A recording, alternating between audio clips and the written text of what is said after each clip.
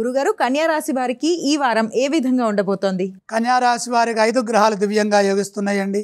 తృతీయంలో రవికుజులు, లాభంలో గురువు, ద్వితీయంలో శుక్రుడు, షష్ఠంలో రాహువు. విజయ పరంపర కొనసాగుతోంది. లక్ష్యాలు త్వరగా సిద్ధిస్తాయి. మేలు చేసేవారున్నారు. పలు మార్గాల్లో ఫలితం అనుకూలంగా ఉంటుంది. మీ నిర్ణయాలు కొందరికి ఆదర్శవంతమవుతాయి. బాధ్యతాయుతంగా పనిచేయడం ద్వారా వృత్తి, ఉద్యోగ, వ్యాపారాల్లో నైపుణ్యాన్ని పొందుతారు.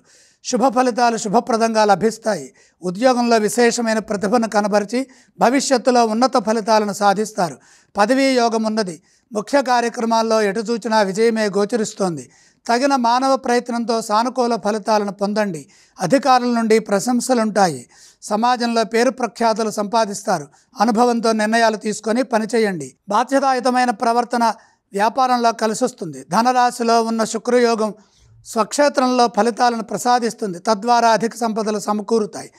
యోగ్యతను అనుసరించి ప్రయత్నపూర్వకంగా ఐశ్వర్యాన్ని పొందుతారు. ఈ రాశి వారు ఏ స్తోత్రాలను పఠించాలి? కన్యా రాశి వారు లక్ష్మీ అష్టోత్తరం చదువుకోవటం మంచిది. కన్యా రాశి వారు ఏ ఆలయాలను సందర్శిస్తే శుభ ఫలితాలు కలుగుతాయి? లక్ష్మీ ధ్యానంతో పాటు లక్ష్మీ దర్శనం చేయండి. గురుగారు, ఏవేవి దానం చేయాలంటారు? అధిక గ్రహాలు శుభాన్ని ప్రసాదిస్తున్నాయి కాబట్టి దానాలు అవసరం లేదు.